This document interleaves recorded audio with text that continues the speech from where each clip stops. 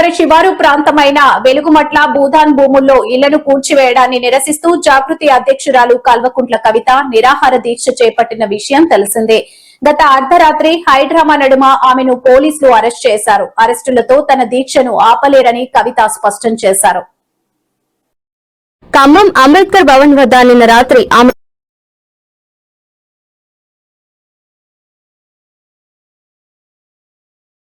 లోను జాగృతి కార్యాలయానికి చేరుకున్న కవిత వెలుగుమట్ల బాధితులకు మద్దతుగా తన దీక్షను అక్కడే కొనసాగించనున్నట్లు తెలిపారు.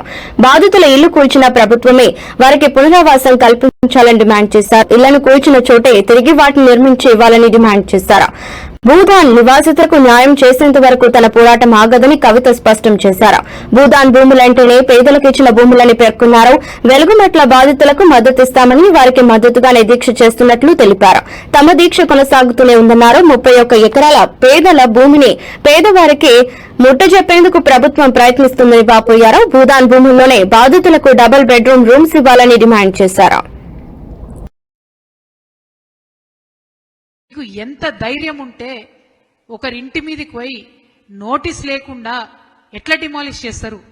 మీరు ప్రభుత్వం అయితే కావచ్చు కాక ఇల్లు కట్టుకొని లెజిటిమేట్ అని ఇవాళ మీరు చెప్తున్నటువంటి హక్కు ఉన్నప్పుడు ఎట్లా డిమాలిష్ చేస్తారు?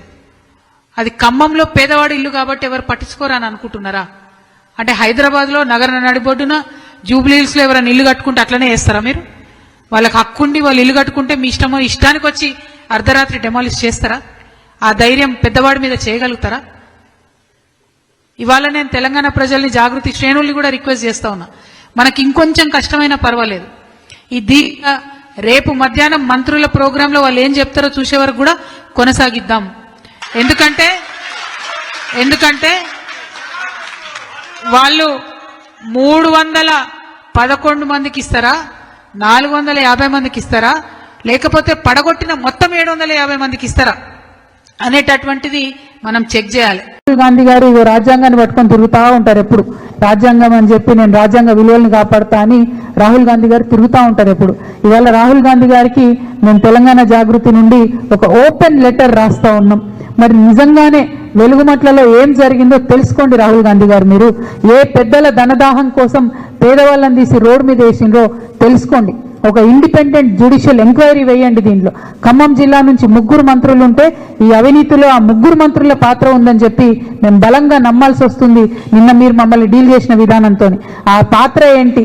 మరి ఆ పాత్రలో ముఖ్యమంత్రి గారి పాత్ర లేకపోతే ఇమీడియట్ గా ఆ మొత్తం జరిగినటువంటి విధ్వంసాన్ని ఆపండి. అక్కడ ఉండేటటువంటి భూమిని పేద ప్రజలకు పంచండి. అది ప్రభుత్వ భూమి కాదు, భూదానం భూమి, ఏనాడో దాతలిచ్చిన భూమి కాబట్టి పేదలకే చెందాలని డిమాండ్ చేస్తూ జాగృతి నుంచి ఇక్కడ మేము దీక్ష కంటిన్యూ చేస్తున్నాను. నేను పొంగులేటి గారు మాట్లాడుతూ